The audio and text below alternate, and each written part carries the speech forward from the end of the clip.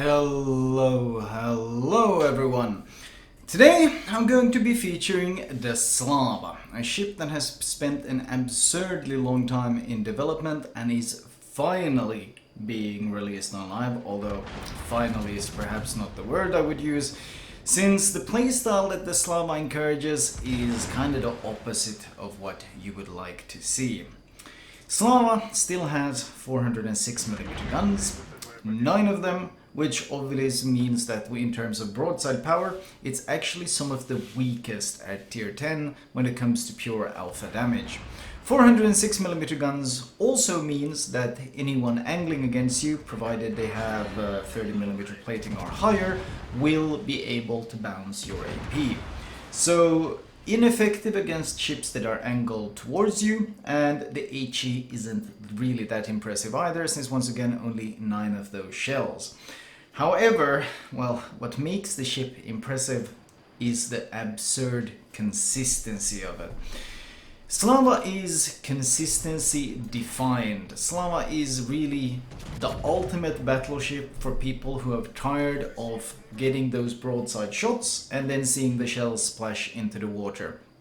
Slava's secret really is the vertical dispersion. The horizontal one, basically how wide the shells go left and right, that seems pretty average, but just like the Kremlin, the vertical dispersion is absolutely god tier.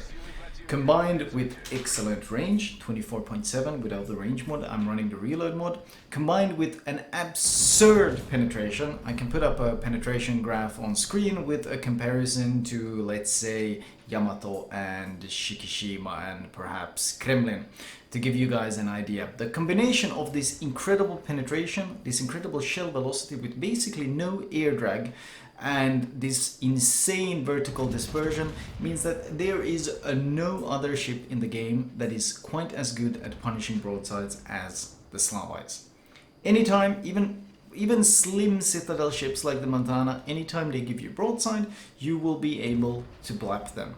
The clips you're seeing today, actually, it's not just that the fact that you're able to hit the citadel, it's the fact that the penetration is so absurd that even ships like the Kremlin, and notorious for how steep the angle of that broadside belt is and how thick the armor is, who tend to have a very, very strong citadel armor, even the Kremlin can get punished at 20 kilometers. Now, all the clips that you're seeing here today, all these clips are from 10 games played today. I literally got access to the ship today, so I played 10 games to get an idea of how this ship is, because I haven't gotten to play it at all until this moment. And really, what sticks out is how consistent these guns are. That was 6 shells on the Alabama. If this was any other battleship, I would be focusing on finishing off this Alabama because he only has 10,000 health instead of focusing on a 73,000 Yamato. 73,000 health Yamato, because the odds of getting those volleys that you need to actually kill him is so low in most ships. However, in the Slava, we go from 6 hits on the Alabama to 7 hits on the 17 km away Yamato, angling against his shells, and then throwing a third volley his way. And at this point, based on what you've already seen, you probably already know what the result of this volley is. And so do I. I'm already starting to turn, giving him full broadside, turning to shoot that Kitakaze, because I do not expect reprisal from him. I know if he goes straight and my shells are aimed well, he will die. That kind of consistency, well, most battleships would give an arm and a leg to get that kind of consistency. Just every time someone gives you broadside, you're guaranteed going to be able to punish that. There is the odds, of course, of getting overpens and such, but in general, the accuracy, if your shells are well aimed, is brutal. So, personally, I think Slava's gunpowder is ridiculously strong. Now, in terms of trade-offs, the Slava does have the upper belt, 150mm plating. It only has a 32mm deck armor, which means that you are more vulnerable to HE spam than something like the Kremlin. The bow and the stern is also 25mm, which means you can be overmatched by pretty much all battleships. However, well, you do have Kuznetsov, of course, which will give you a second lease on life, whereas most other battleships would die. However, Even though shot at close range for the nose, you are unlikely to actually be overmatched because there is a set of hidden plates right behind the nose and behind the stern, behind that 25mm, which greatly limits the chance of being citadel. It's something like a 420mm angled plate.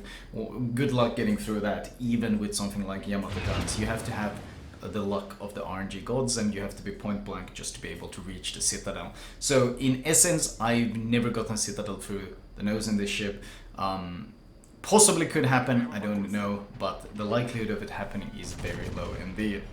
Close range, the dispersion curve is supposed to be one of the worst, and long range dispersion curve is obviously supposed to be one of the better, but honestly, even at close ranges, that vertical dispersion means that as long as they're not going nose in, meaning if you get them broadside with positioning, the shells look like they're going all over the place, but the vertical dispersion means that if you aim at the citadel, all the shells are going at citadel height, which gives you oh such juicy consistency. And it makes the Slava so much fun to play, because getting that broadside and then getting shells splashing all around is probably one of the most frustrating experiences. Now, it actually has fairly decent secondaries at, well, the range is pretty but I've actually been fairly surprised at the amount of damage I've done. I think that this submerged that it was rushing me, well, I kind of slowed down because I wanted to kill him. In terms of damage to this submerged, I think I did something like 6,000 damage just with my secondaries on him.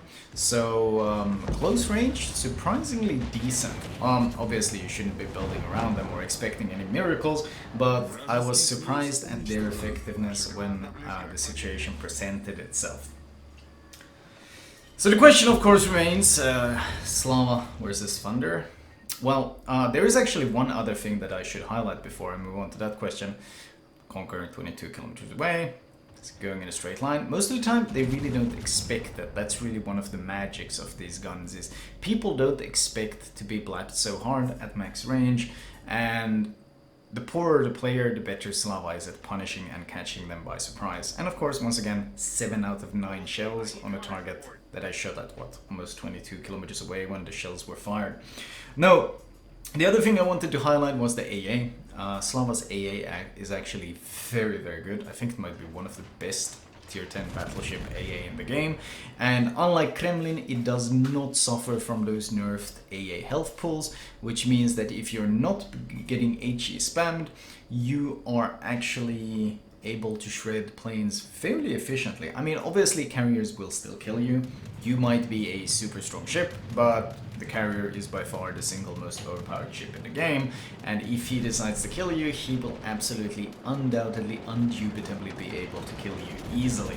But especially early game, before you've lost any AA, well, as you can see here, you can make his planes pay a fairly hefty price if he wants to go for the drop.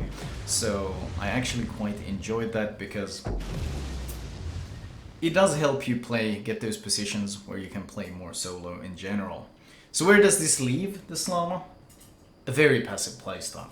Ultimately, because of your great consistency in gun performance and your lack of bow and stern armor and your lack of heals and so forth, basically you are not that tanky while your gun performance excels at all ranges. There is very little need to push forward. There's very little need to push closer to the enemy target. In something like a Thunder, if you push closer to the target, you benefit because you get that more pen that you need to punch through certain citadel armors. You get that improved dispersion, and it doesn't take quite as long for the shells to reach, but I'm shooting 19 kilometers away on this Siegfried, and my shell travel time is 9.3 seconds. Anytime someone makes the mistake of giving you a broadside, well, the result kind of shows itself. Add in the range, and well, you're able to harass targets all over the map. In fact, you will be, I saved this clip for last, even though I don't really get any monster volleys here. This clip just shows how I'm basically able to shoot at targets north of A, north of D, Stalingrad hiding within A. I'm shooting targets left, right and center. It doesn't matter if they're 22 kilometers away. This time the Yamato actually makes a slight course change, because I think he wants to shoot the Riga, and because of that he angles into the shells. But even then, that was, what, 7 hits out of 9? It doesn't matter if the ship has a weaker broadside than many other battleships, because the sheer consistency, the sheer amount of shells you land tends to be twice as many as you do in most other battleships. Having 9 guns when you're hitting 7 shells, basically every single bullet 6 or 7, is more than enough when other battleships, for example, with 12 guns will struggle to even land 5 or 6 shells. Basically, the consistency is what makes Slava so attractive. And the fact that any ship that you catch broadside, you can punish, and you can punish extensively. The question is, of course, Slava or Thunder, or even Ohio.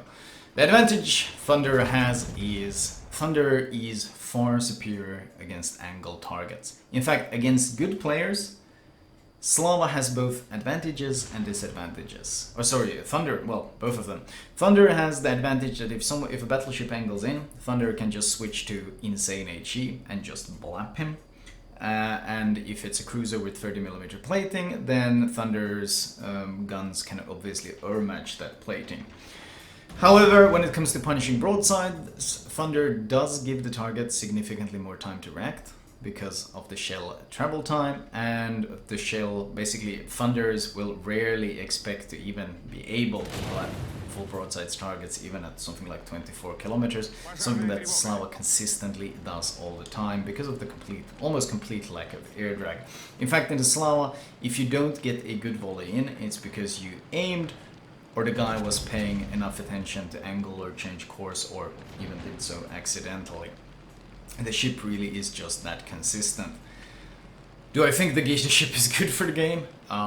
Absolutely not. I think the ship is stupid. It's another long-range passive ship, and why do we need more of this? Like, I hated the Champagne. In fact, my review on the Champagne was I hate this ship.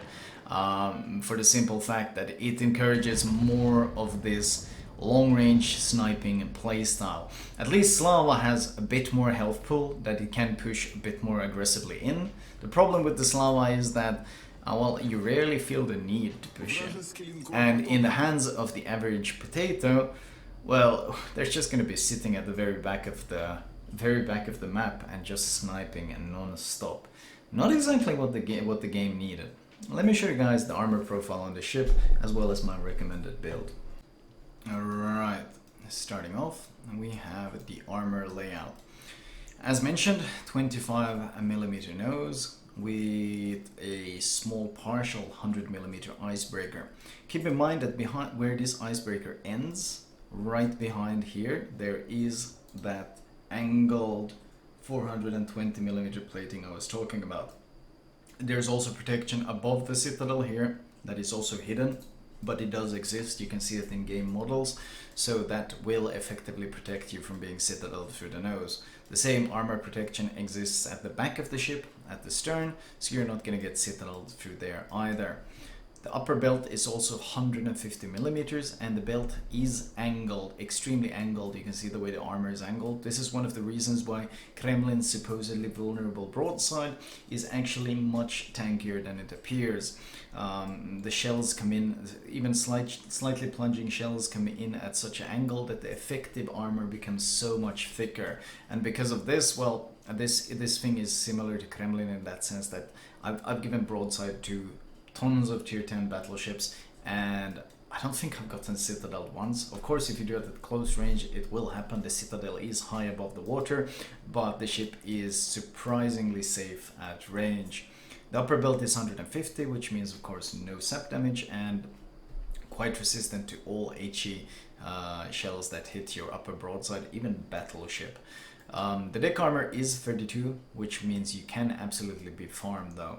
The turrets are incredibly tanky and haven't had any issues with losing those. Worth mentioning that the torpedo belt is 29%, so you do not have Kremlin's amazing torp belt, which with the lower health pool does hurt if you actually ever pushed in a situation where you would get torpedoed. The AA, as mentioned, is incredibly good, not just because of the 6.6 km range, but because the continuous damage, 500 medium range continuous damage with a 4 km range. It is very, very good, and 203 long range as well, without the weaknesses of Yamato. Kremlin's AA mounts. The turning circle, however, and the rudder shift is quite bad. Especially the turning circle is very bad. Captain build wise, standard battleship build, no reason to change it. You could possibly change Jack of all trades to high alert depending on what captain you're running, but if you do have access to Kuznetsov, then his fantastic abilities of emergency reserve, which is getting first blood, which can happen quite often with the Slava, gives you an additional consumable, and of course will to victory, which procs pretty much every single time. Flag wise, the standard recommended flags are reduction in fire, heal, speed, faster consumables, and I would run AA on Slava absolutely. Anything else than that is just a cherry on top, like detonation ramming. I'm running it because, well, I'm recording footage for commentaries, so I don't want to be detonating and having it mess up my videos.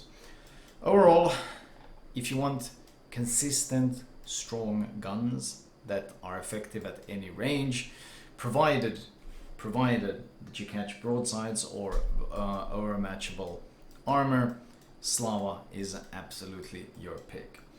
Do I think this ship is good for the game? Absolutely not. I think it's a horrible addition to the game. We really don't need more of these long-range snipers. There's enough of passive battleships as it is. I see enough Grosse Kurfürst sitting in the back sniping. Now having Slavas do the same is not going to be very enjoyable. And of course, this will make cruiser life so much harder because Slava especially excels in situations where carriers are in the game. The reason for this is not only do carriers provide spotting right at the start, allowing you to snipe enemy targets that don't expect it, oftentimes a carrier will go in for a strike on a ship and force that ship to give broadside, and if there's one ship that will guaranteed punish that broadside, it is that Slava. I do recommend the ship as in terms of performance, but obviously I don't think the ship is a good addition for the game for, well, it's not particularly fun to play against, is it? It's that guy sitting at 23 kilometers and every time he shoots you have to angle against his shells or you will be blapped to oblivion. There are more fun gaming experience to fight against than this thing, that's for sure. Anyways, that was all from me. I hope you guys enjoyed it, and I will talk to you guys next time.